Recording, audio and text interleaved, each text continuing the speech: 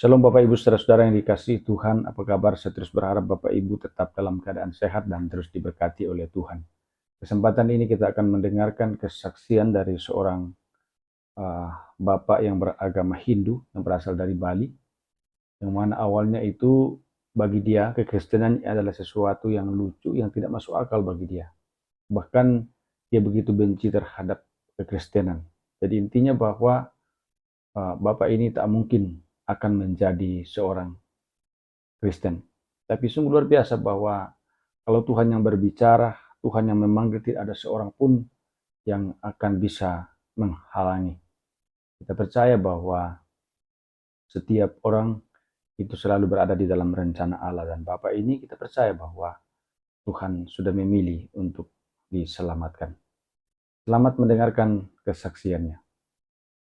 Perkenalkan, nama saya Wayan Wiatnyano kalau nama lama, dan nama sekarang Wayan Levi Filemon. Saya suku Bali dan saya kenal Tuhan Yesus itu dari tahun 2004-2005 saya sudah mulai bersama Tuhan. Kemudian 2009 saya jadi hamba Tuhan. Dan malam hari ini biarlah kiranya kesaksian bisa memberkati setiap kita yang mendengarkan. Dan malam hari ini saya tidak panjang lebar dalam perkenalan, saya langsung saja masuk dalam kesaksian. Nah, saudara yang dikasih oleh Tuhan, saya ini terlahir dari keluarga yang beragama Hindu. Jadi untuk kekristenan, saya sebelumnya tidak pernah mengenal kekristenan, karena saya itu tinggal di komunitas saya, orang-orang Bali, saudara ya.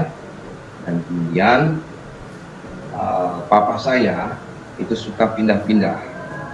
Nah, kemudian tahun 1993 kami pindah di satu daerah yang namanya Poso, Sulawesi Tengah. Dan di situ mayoritas penduduknya adalah orang-orang Kristen.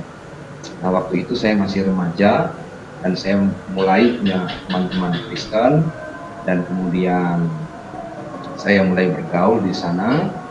Dan saya melihat waktu itu, ya semasa saya masih remaja itu, saya melihat bahwa kekristenan ini adalah agama yang sangat lucu, agama yang sangat aneh. Jadi sedikit pun saya tidak tertarik dengan kekristenan. Bahkan saudara, ketika sebentar saya akan cerita, ketika saya beranjak dewasa, itu ada teman saya yang baru saja dimenangkan, itu mencoba memenangkan saya, dan saya tidak bisa terima apa yang dia katakan. Nah, jadi saudara, singkat cerita bahwa saya ini seperti judul di awal tadi, saya ini sebenarnya orang yang tidak suka dengan kekristenan.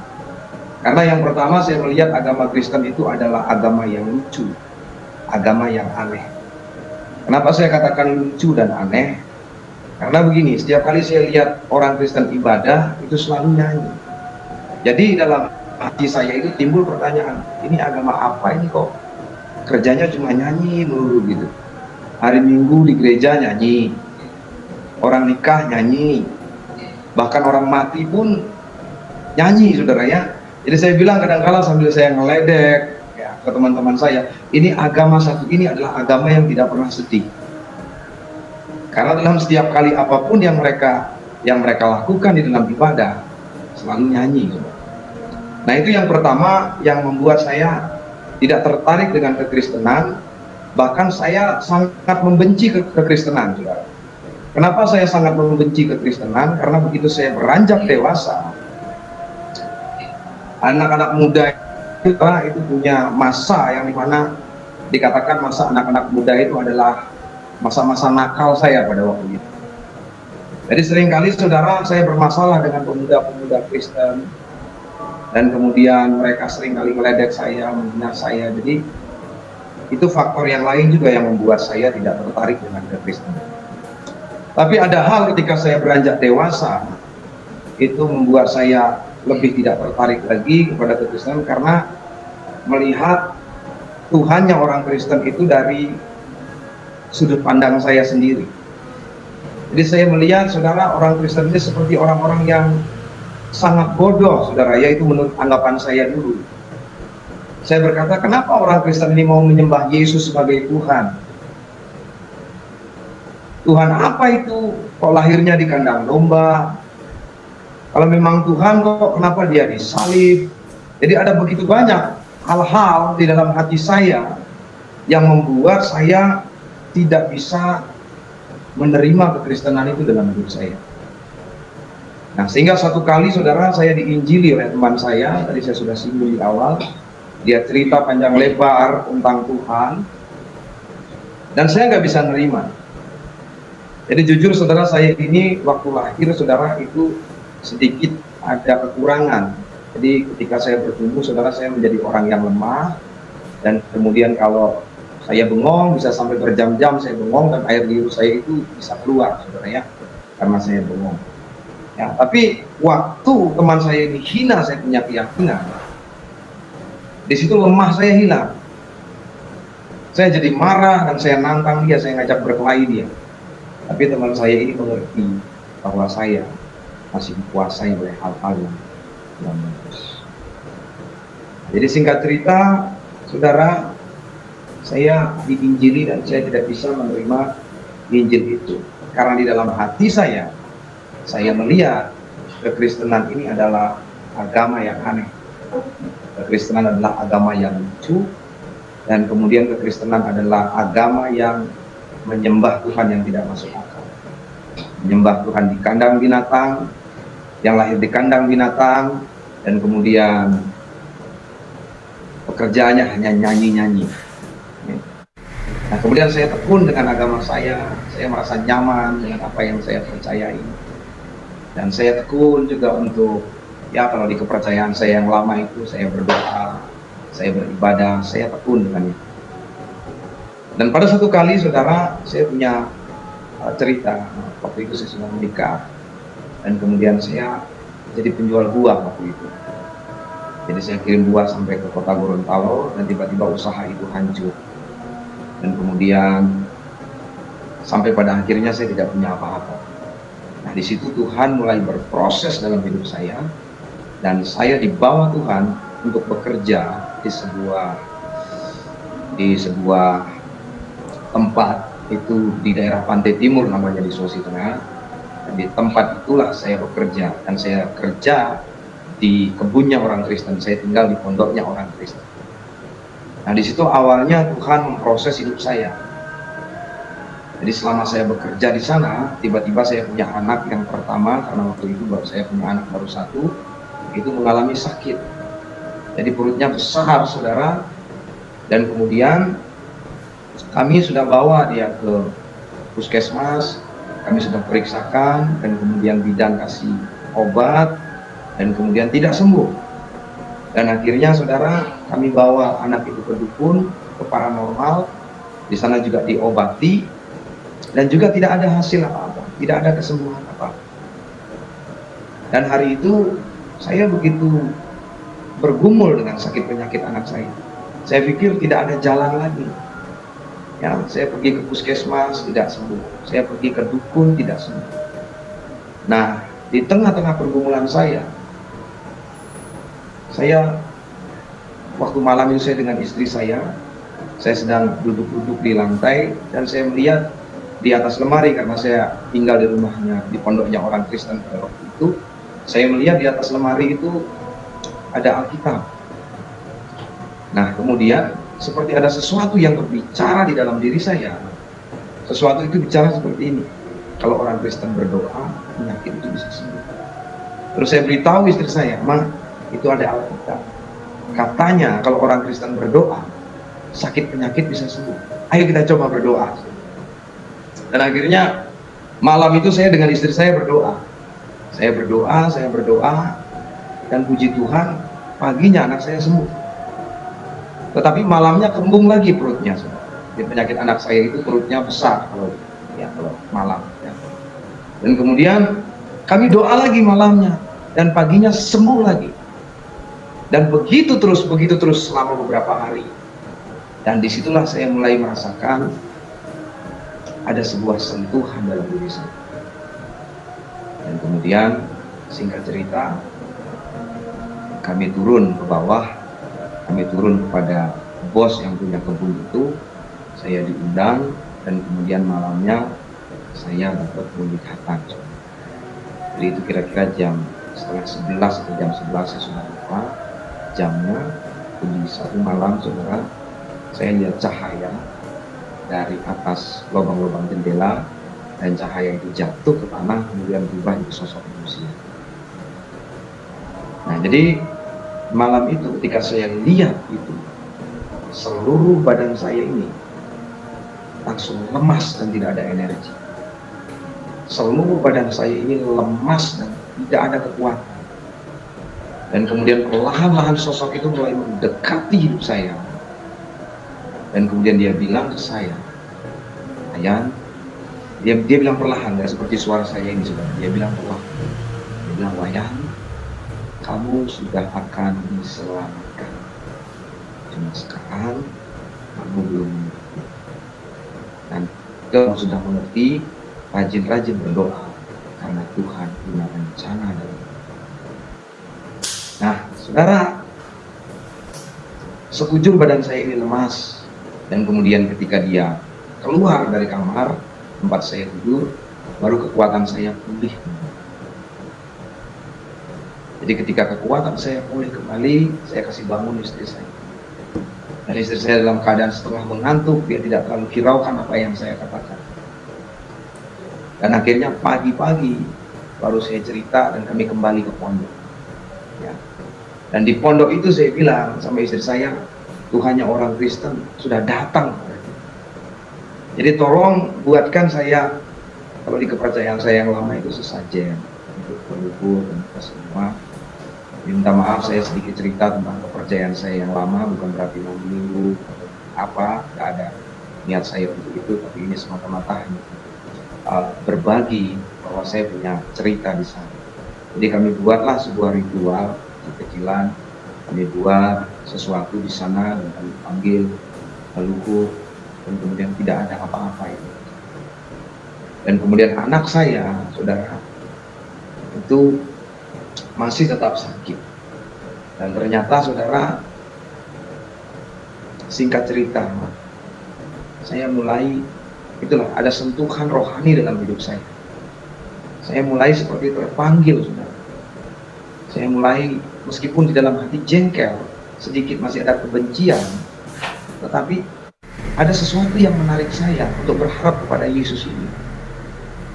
Dan akhirnya apa yang terjadi? Singkat cerita, saudara, saya akhirnya pulang. Saya pulang dari tempat saya kerja itu. Saya bermasalah dengan bos, dan itu semua rencana Tuhan. Saya pulang dari tempat kerja itu dan kembali ke kampung saya. Dan di sana istri saya belikan obat untuk anak saya yang sakit, itu harganya 1.000 perak. Dan dikasih minum sama anak saya, dan kemudian anak saya langsung sembuh. Dan saya percaya bukan karena obat itu sembuh, tapi karena ada rencana Tuhan di dalamnya sehingga anak saya harus sembuh pulang kampung. Jadi sekarang saya baru ngerti kenapa anak saya tidak sembuh di tempat saya kerja dan saya harus ribut dengan bos saya. Karena begini, saudara, sedikit saya mau cerita. Betul saya tinggal di komplek Kristen di situ. Tapi saudara, orang-orang Kristen yang ada di sekitar saya di sana itu tidak bisa memberkati hidup saya. Jadi kalau malam, saudara, mereka yang ngajak saya beli ayam. Kalau malam mereka yang ngajak saya minum mabuk. Itulah sebabnya kenapa Tuhan tidak sembuhkan anak saya di situ. Tuhan bawa saya kembali ke kampung dan Tuhan sembuhkan anak saya di situ. Dan terpanggil dalam hati saya itu semakin besar saya. Dan saya memberanikan diri mengatakan kepada orang tua bahwa saya sudah akan berpindah keyakinan dan saya akan jadi Kristen, tidak lagi memeluk yang keyakinan saya sebelumnya. Nah, jadi begitu saya katakan seperti itu, orang tua saya begitu terpukul.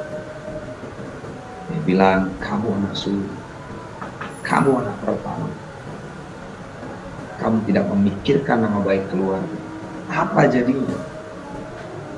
Jadi banyaklah yang dikatakan orang tua saya waktu itu, saya sudah lupa. Tapi satu hal yang saya tahu, bahwa saya ini tidak ingin jadi Kristen, tapi Yesus memanggil hidup saya untuk menjadi Kristen karena Dia punya rencana yang indah dalam hidup saya. Nah saudara, singkat cerita, saya kemudian jadi Kristen. Saya kemudian jadi Kristen, dan segala sesuatu yang ada hubungannya dengan kepercayaan saya yang lama itu ditarik semua oleh orang tua saya. Dan kemudian banyak lagi yang lainnya, saya nggak bisa cerita di sini, yang ditarik. Jadi saya sebatang kara waktu itu. Saya tidak punya saudara, saya tidak punya siapa-siapa, saya tidak punya teman, tapi saya percaya waktu itu Tuhan pasti kirimkan saya teman-teman baru. Nah saudara, hari-hari saya lalui dengan penuh kesendirian dan sunyi. Hiburan saya hanya anak saya dan istri saya. Kami tidak punya tempat tinggal selama bertahun-tahun, dan kami hidup dengan apa adanya. Tapi saya bersyukur hari ini saya bisa melewati semua ini, karena ternyata hari ini baru saya tahu, ikut Tuhan itu bukan harus senang saja. Ikut Tuhan kita harus jalani semua proses. Saya bersyukur saya ikut Tuhan tidak langsung senang, dikasih berkat yang banyak, langsung ada orang tolong saya, berikan rumah yang bagus, berikan fasilitas. Saya bersyukur saya tidak mengalami seperti itu. Jadi saya bisa belajar dari proses yang satu ke proses lain. Jadi ketika saya terima Tuhan, waktu itu saya belum langsung menjadi hamba Tuhan. Jadi saya pendeta, saudaranya. Saya sekolah Alkitab juga, dan saya adalah gembala sidang nanti di akhir kesaksian terus saya mencari. Jadi saudara, saya diproses Tuhan. Jadi biasanya saudaranya, banyak orang cerita kesaksian, begitu mengenal Tuhan langsung diberkati, tapi saya beda. Tapi itulah cara Tuhan untuk masing-masing kita. Saya diproses, saudara. Proses saya tidak punya tempat tinggal selama bertahun-tahun. Saya nggak punya siapa-siapa selama bertahun-tahun. Makan saya susah. Dan kemudian Roh Kudus bicara sama saya. Seperti apapun keadaan keluargamu, kamu harus cari Dia. Jadi waktu saya pindah haluan, saudara, orang tua saya tinggalkan saya, keluarga adik saya tinggalkan saya. Mereka pindah ke tempat ini, tempat pelayanan saya sekarang. Dan waktu itu saya berada di Desa Kasimbar, di Timur. Tempat saya kerja itu di Kota Raya. Nah saudara, saya cari orang tua saya ke tempat saya ini sekarang, di Desa Meko. Di Desa Meko ini ada di seputaran dari Poso, Tentena, sekitar 27 kilo dari kota Tentena, itu tempat saya. Ya, jadi kalau pernah dengar ada fenomena tahun berapa idealnya? 2006. Nah itu di sini di Meko, kesembuhan dulu itu di sini raya saya pelayanan. Nah jadi saudara, orang tua saya itu pindah ke sini dan Roh Kudus suruh saya untuk datang di sini. Dan memang sebelumnya saya berdoa, saya bilang, Tuhan selamatkan orang tua saya, selamatkan keluarga adik-adik saya. Saya percaya tidak ada yang mustahil bagi Tuhan. Dan ternyata Roh Kudus bawa saya untuk berjumpa dengan orang tua saya. Meskipun hari itu saya harus tinggal di kebun, saudara ya. Saya nggak malu cerita pengalaman saya ini. Saya harus tinggal di kebun, dan kemudian ke gereja saya harus jalan kaki. Ya kurang lebih 6 kilo jauhnya saya jalan kaki. Jadi jalan kaki 6 kilo jauhnya saya pergi ke gereja, dan seringkali orang ketawain saya. Wah, itu tuh yang jadi Kristen. Hidupnya bukan makin baik, hidupnya malah makin hancur. Gitu. Tapi saya jalan saja. Saya nggak peduli orang bilang apa. Saya jalan saja dengan panggilan saya. Dan akhirnya saudara, satu kali Tuhan jamah mereka melalui proses juga sakit penyakit. Bapak saya buta, ya mengalami kebutaan selama beberapa hari. Mama saya kena gondok beracun, dan adik saya muntah-muntah darah. Dan itulah keajaiban Tuhan. Melalui proses itu mereka bisa mengenal kuasa Tuhan, dan akhirnya doa saya dijawab oleh Tuhan. Dan hari ini bukan hanya saya yang menerima Tuhan sebagai juru selamat, tetapi satu rumpun keluarga orang tua saya, keluarga adik saya, dan saya sebagai anak tertua itu sudah menerima Tuhan Yesus sebagai juru selamat. Nah saudara, ketika doa saya dijawab oleh Tuhan, dan saya merasa ini adalah sesuatu yang luar biasa. Tidak ada yang bisa mengerjakan hal seperti ini selain Sang Pencipta. Kami tidak mudah meninggalkan keyakinan, tetapi karena Tuhan Yesus sayang kami, Tuhan beracara dalam hidup kami, dalam keluarga kami, sehingga kami bisa melihat kebenaran di dalam kekristenan. Jadi hari ini saudara, saya ingin beritahu kepada kita semua yang menonton, yang menyaksikan ini, mari minta supaya Tuhan menerangi hidupmu, supaya engkau juga dipanggil untuk masuk dalam rencananya. Karena sungguh hari ini adalah hari yang terakhir, di mana kita melihat ada begitu banyak bencana alam di sekitar kita, dan kita tidak bisa lari kemana selain kepada Tuhan. Jadi saya mau katakan betul, Yesus itu adalah Tuhan. Jadi jangan lihat Yesus itu dari luarnya, tapi masuklah ke dalam, belajar Alkitab, belajar tentang Dia, supaya engkau mengerti siapa Yesus sebenarnya. Jangan jadi seperti saya, suka ngejek, suka menghina, suka memaki, bahkan benci dengan saudara-saudara Kristiani dulu. Ya oke, saya lanjut saudara ya. Setelah orang tua saya dimenangkan, adik saya dimenangkan, saya punya nasar memang sebelumnya. Kalau mereka dimenangkan, saya akan menempuh pendidikan sekolah Alkitab. Jadi tahun 2009 saya sekolah Alkitab, dan kemudian angkatan 39, dan itu proses saya yang kedua untuk Tuhan bawa naik level. Di sekolah Alkitab itu ada istilah PPI, praktek pelayanan Injil. Jadi kita diutus, ada 4, ada 5 orang itu keluar untuk memberitakan Injil di bulan Desember dan pulang Januari. Jadi saya punya praktek itu, saya pikir-pikir nanti saya akan praktek di mana lah begitu. Tapi ternyata saya dipraktekkan oleh sekolah itu di sebuah tempat yang sangat jauh. Jalan kaki 1 hari tidak sampai. Gak ada jalan mobil kan. Jadi kalau di Sulawesi Selatan itu ada daerah yang namanya Rampi. Nah saya ke sana bawa Injil, tapi saya nggak pernah mengeluh. 1 hari saya jalan, dan akhirnya belum sampai di tujuan saya sudah tidak bisa jalan, karena saya tidak pernah jalan jauh, kaki saya bengkak, dan kemudian saya harus jalan bertatih-tatih. Itulah proses pembentukan dalam sebuah pelayanan. Dan Tuhan begitu dahsyat dan luar biasa. Di sana saya mulai belajar berkhotbah, di sana saya mulai belajar berdoa, di sana saya mulai belajar melayani. Dan di sanalah saya menemukan pengalaman yang luar biasa, yang indah bersama dengan Tuhan. Ketika saya kembali, saudara, saya cerita kepada teman-teman saya, luar biasa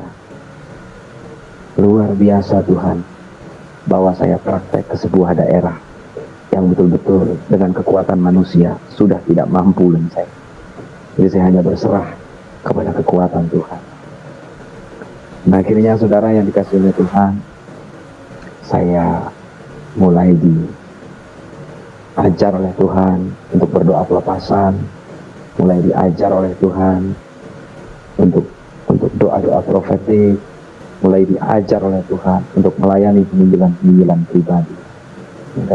Dan saya kemudian selesai sekolah, saya kembali ke kampung di tempat saya sekarang ini.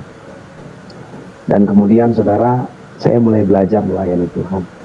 Tapi sayang sekali saudara, pelayanan saya yang pertama itu gagal. Kenapa saya katakan pelayanan saya yang pertama itu gagal? Karena saya melayani tidak dengan kehendak Tuhan. Nah ini bagi setiap kita, ini kita harus tahu. Tuhan bilang bukan setiap orang yang berseru kepadaku Tuhan, Tuhan, Tuhan akan masuk ke dalam kerajaan Allah.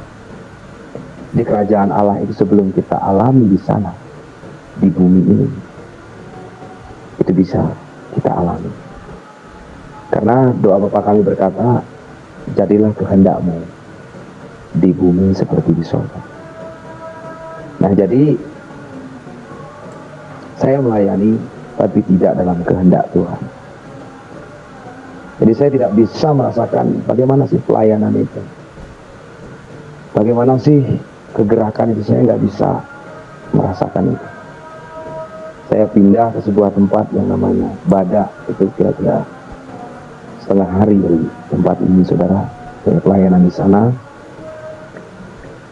Dan selama 2 tahun saya ada di sana, saya merasakan, saudara, tidak ada pergerakan. Jemaat di sana yang saya layani 2 kakak tidak bertambah, malahan berkurang. Dan saya berkata, Tuhan, ada apa? Dan kemudian di tengah-tengah kesulitan saya tidak bisa sadar kalau ini bukan kehendak Tuhan. Saya kemudian, saudara, berusaha membantu Tuhan. Sudah sulit, berusaha membantu Tuhan. Saya buka pekerjaan-pekerjaan yang sekiranya bisa. Saya mulai jadi pembeli coklat, saya mulai bisnis, saya mulai sibuk, saudara ya, dengan kesibukan-kesibukan yang saya pikir itu bisa membantu pelayanan. Tapi ternyata, saudara, semuanya tidak bisa menolong. Semuanya habis, semuanya selesai, modal saya habis, semuanya tidak ada. Jadi akhirnya saya gulung tikar di tengah-tengah usaha itu. Dan singkat cerita, saudara, di sana saya mulai berdoa lagi. Tapi hati saya masih keras. Dan kemudian, saudara, tahun 2012 akhir, Tuhan kasih penglihatan sama saya. Saya diperlihatkan sebuah persekutuan kecil, dan di sana saya main gitar. Dan saya cerita sama istri saya, kita pulang saja. Karena di sini bukan tempat kita melayani, kita tidak dipanggil melayani di sini. Dan istri saya masih keras waktu itu, karena kita punya sedikit kebun di sana. Dan akhirnya apa yang terjadi? 2013 akhir, itu kembali lagi penglihatan itu, mimpi itu muncul lagi. Saya diperlihatkan lagi persekutuan kecil itu, dan saya main gitar. Dan akhirnya istri saya bisa mengerti, dan kami pulang. Pulang nggak bawa apa-apa. Saya tinggal ojek barang-barang saya dengan motor. Dan kemudian saya ojek beberapa hari. Dan akhirnya kami pindah. Kami pindah ke tempat ini, nggak ada tempat tinggal. Dan kemudian seperti yang dikatakan oleh firman Tuhan, persekutuan mulai terbangun. Ada kurang lebih berapa orang ya? 10 orang begitulah, orang berdoa waktu itu. Dan akhirnya saya jalani semuanya itu. Saya bilang, Tuhan, kalau memang di sini panggilanmu, saya akan layani di sini.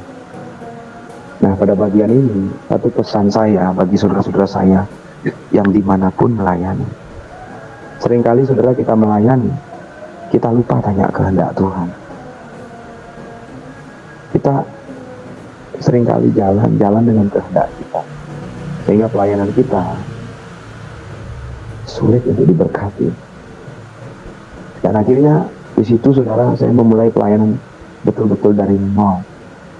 Di tempat saya ini, saudara, waktu itu gereja sudah berapa ya, 12 ya, Mas Andi, 12 gereja. Dan kalau saya masuk berarti yang ke-13 ya, saya. Tapi waktu itu saya tidak bawa nama gereja, saya hanya bawa persekutuan. Saya ingat waktu itu ada beberapa dari hamba-hamba Tuhan saya kunjungi. Saya bilang saya mau buka doa di sini.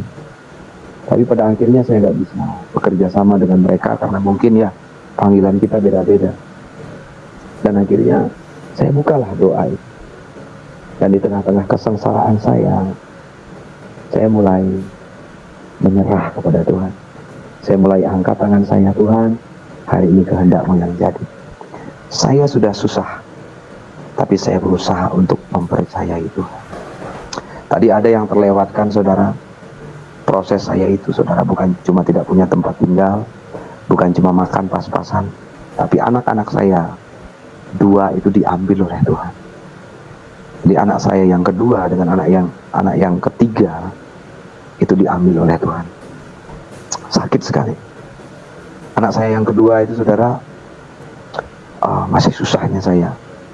Dan kemudian istri saya melahirkan di sebuah pondok kecil. Pondok itu penuh dengan lubang-lubang.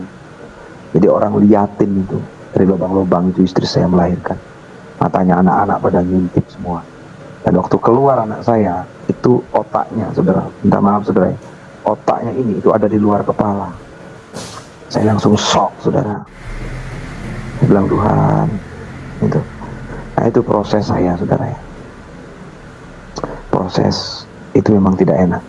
Tapi kalau kita jalani dengan baik, habis prosesnya, berkatnya pasti tersedia. Dan akhirnya saudara, saya bangun kegiatan itu. Dan kemudian saya mulai duduk di kaki Tuhan. Setiap hari saya berdoa. Setiap hari saya berpuasa. Panjang sekali saya berpuasa. Saya tidak tahu berapa lama, berapa hari saya berpuasa. Dan akhirnya Tuhan mulai buka jalan. Saya dipelihara oleh seorang nenek dan satu ibu waktu itu. Setiap sore datang antar makanan untuk anak-anak saya dan istri saya. Setiap sore saudara datang dengarkan firman Tuhan seperti orang kuliah, seperti orang belajar. Begitu setia, dan itu hiburan saya di masa sukar waktu itu. Saya nggak punya motor, saya nggak punya rumah. Dan kemudian kira-kira setahun saya tinggal numpang di satu rumah itu. Pemilik rumah suruh saya keluar dari rumah itu. Karena persekutuan doa saya sudah mulai dibicarakan di daerah ini. Ada orang yang bilang kegerakan saya meresahkan. Ada orang bilang saya pendeta tidak jelas.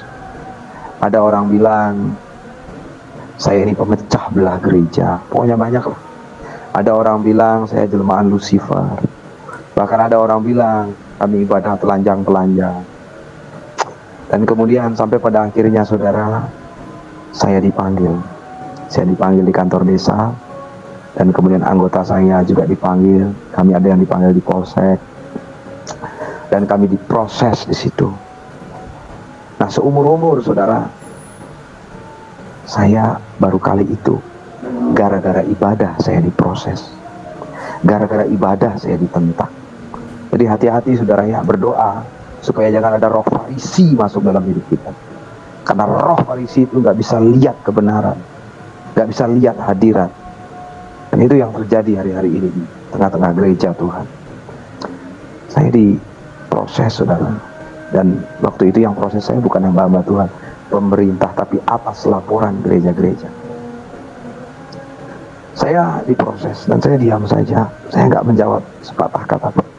Saya nikmati semua kata-kata yang pahit, yang pedis. Saya nikmati. Itu proses saya yang pertama.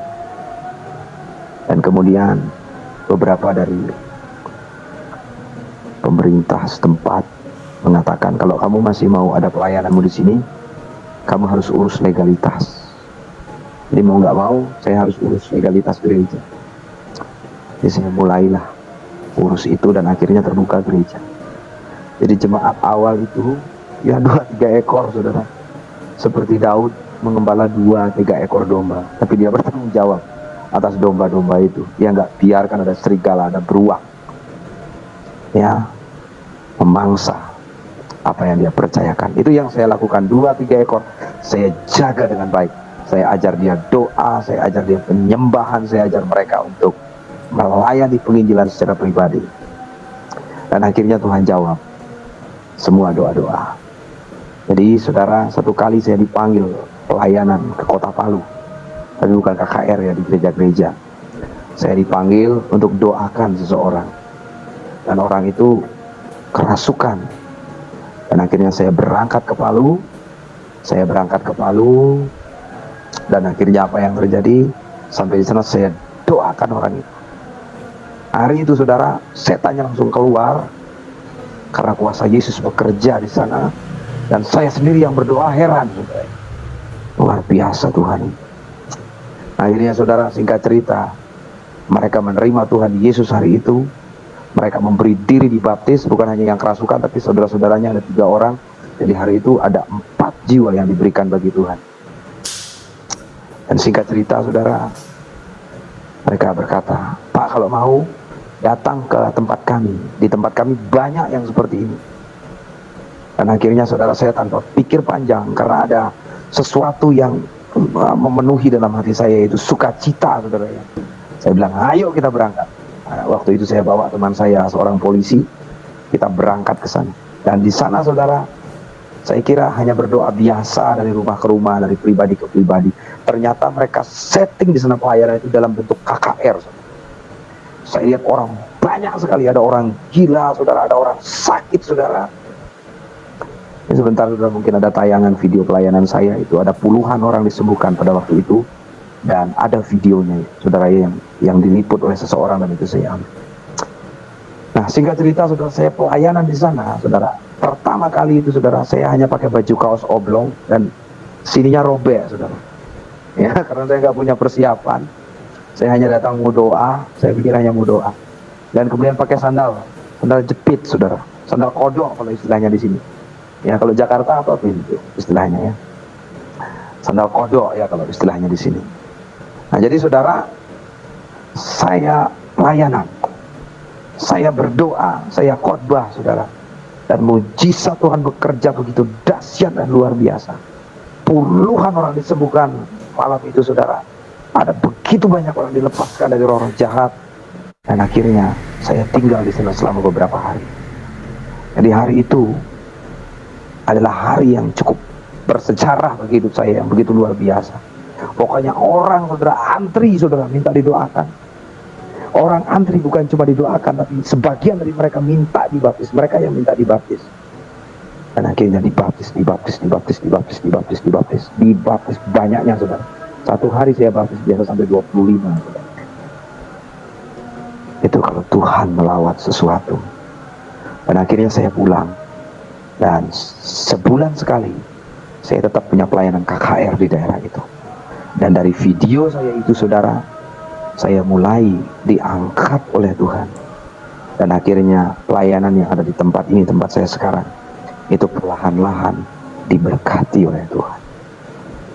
Nah jadi saudara, ada satu hal yang ingin saya berikan kepada saudara lewat kesaksian saya ini. Proses itu adalah cara Tuhan untuk mengajar hidup kita, supaya kita jadi orang Kristen yang tahan banting. Jadi hari ini saudara, saya di sini melayani tidak juga seperti di kota-kota besar ya, sudah ribuan gitu jemaat, tidak.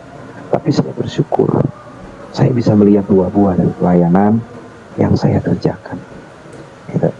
Nah jadi saya mau cerita ini ya. Akhirnya pelayanan saya berkembang. Dan kemudian proses saya yang kedua itu ada di sebelah desa saya ini, ada desa lain. Jadi itu ada orang sakit kanker payudara, dan kemudian didoakan, dan kemudian orang itu sembuh. Dan kami buat persekutuan di sana. Dan kemudian terjadilah sebuah sebuah perselisihan lagi, di mana saya diserang, saya dihakimi, dan hari itu saya dikurung. Di situ saya dikatakan saya ini jelmaan Lucifer, ya. Dan saya nggak jawab juga sepatah kata. Saya hanya memilih diam. Kalau orang apakan pun saya memilih diam. Saya serahkan semuanya kepada Tuhan. Tuhan yang paling mengerti dengan hidup saya. Diam itu bukan berarti kita tidak bisa ngomong apa-apa, tapi kata diam di sini, saya tinggalkan hak saya lepaskan hak saya biarkan Tuhan yang bekerja. Firman Tuhan bilang dalam kitab Yesaya, orang yang menanti-nantikan Tuhan akan mendapatkan kekuatan baru, dan dia seumpama burung Raja Wali yang akan naik terbang mengatasi badai. Saya tidak cari pembelaan dalam pelayanan, tapi saya cari kekuatan dari Tuhan, karena hanya dengan kekuatan Tuhan kita bisa melayani. Jadi saya diproses di sana, dan apa yang terjadi, semua anggota-anggota doa itu dikeluarkan dari gereja, diberikan surat, dan kemudian suratnya dikasih ke saya, dan akhirnya mau tidak mau ya mereka pun pindah ke tempat saya. Itu jauh 8 kilo, dan sebagian dari mereka tidak punya kendaraan. Saya bergumul lagi, gimana mereka buka gereja, nggak mungkin 8 kilo harus jalan kaki. Akhirnya saya ajak semua jemaat itu berdoa. Saya bilang, ayo kita berdoa satu malam. Saya doa di pinggir danau, saya bangun tenda di sana, saya berdoa. Kita doa minta mobil dengan Tuhan meskipun nggak punya uang. Dan ajaibnya saudara, habis doa, pagi-pagi saya ditelepon oleh kemenakan istri saya. Mereka bilang, kemenakan istri saya ini bilang, Om tidak perlu mobil, ini ada mobil dijual di sini. Jadi saya langsung jawab, butuh sekali saya mobil, tapi uang nggak ada, saya bilang. Kemudian kemenakan istri saya ini bilang, uangnya jangan diurus dulu Om, tapi lihat dulu barangnya ke sini. Dan akhirnya apa yang terjadi, karena saya menggebu-gebu, ya sudah kasih peluang. Waktu itu saya belum bisa nyetir mobil, saudara ya. Saya bawa sopir dan kita jalan ke sana. Nah itu mobil itu carry 15, mobil open ya, itu yang soknya keras gitu ya, sakit biasa perut kalau jalan jauh. Tapi saya lihat itu mobil yang sangat bagus, saudara ya. Saya pikir ini cocok ini untuk angkat jemaat, 8 kakak muat di sini. Jadi saudara, akhirnya apa yang terjadi? Saya ambil mobil itu tanpa uang, saudara. Saya hanya punya motor pada waktu itu. Saya bilang, tunggu ya, saya jual dulu motornya, baru saya kasih kamu uang muka. Nah, akhirnya mobilnya dibawa, dan kemudian motor saya dijual, dan kemudian pinjam uang sedikit, akhirnya bisa pakai uang muka mobil itu. Dan mulai hari itu jemaat mulai bertambah. Ada mobil pakai antar jemput, dan kemudian sampai hari ini saudara, saya mau cerita, saya sudah 12 kali ganti mobil. Karena di tempat saya ini jalannya, waduh, ya hancur-hancur jalannya, nggak seperti di kota, jalannya mulus-mulus. Tapi semua yang saya beli itu memang mobil-mobil yang setengah pakai, mobil-mobil tua. Karena memang kami belum mampu beli yang baru. Dan kalau beli yang baru pun pasti akan cepat rusak, saudara ya, karena jalannya.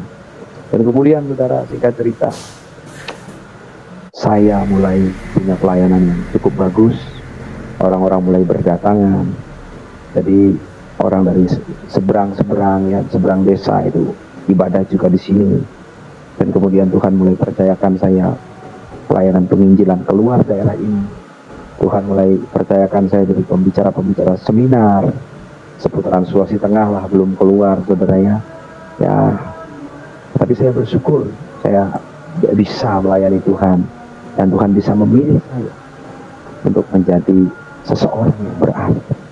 Jadi saudara, hari ini saya punya beberapa cabang pelayanan, dan saya layani semuanya dengan baik, karena saya tahu bahwa ini adalah sebuah kepercayaan. Nah jadi saudara, sudah cukup lama saya bersaksi ini, saya akan masuk di inti-inti kesaksian saya. Yang pertama saudara, intinya adalah seperti kesaksian saya di awal.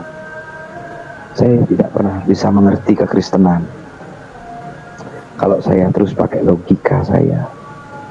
Logika sih penting untuk mikir, tapi untuk hal-hal yang ada hubungannya dengan roh, sepertinya kita perlu berserah penuh kepada Tuhan, supaya Tuhan yang membukakan pikiran kita, dan selubung itu diangkat, dan kita mengerti kitab suci. Banyak orang Kristen saudara tidak mengerti kitab suci, melayani dengan kehendak sendiri, dengan cara sendiri, sehingga sulit sekali untuk menemukan kehendak Tuhan dalam pelayanan. Kita Matius berkata, percuma mereka beribadah kepadaku, sedangkan ajaran yang mereka ajarkan adalah perintah manusia. Nah, jangan sampai saudara kita menutupi kuasa Tuhan hanya gara-gara kita mempertahankan apa yang diperintahkan manusia kepada kita. Mari kita angkat selubung kita, supaya kita bisa nangkap kehendak Tuhan. Saya dulu nggak bisa nangkap itu. Saya pikir agama Kristen itu adalah agama yang lucu. Agama Kristen itu adalah agama yang aneh. cuma nyanyi, kemudian Tuhannya lahir di kandang binatang, dan kemudian mati di kayu salib. Lucu orang Kristen nyembah Tuhan yang kayak gitu. Saya hanya melihat luarnya Yesus. Tetapi ketika Yesus menyatakan kasihnya kepada saya dipanggil masuk dalam rencananya, saya hidup di dalam Tuhan. Betul-betul saya bisa merasakan ternyata ini Yesus yang selama ini diyakini oleh orang Kristen. Ini Yesus yang diyakini oleh banyak orang-orang yang sudah lebih dulu mengenal Tuhan dari saya. Dan hari ini saya selalu berkata, Tuhan, ampuni saya, ampuni saya, ampuni saya. Saya selalu menghina Engkau dan saya benci Engkau, saudara. Ampuni saya.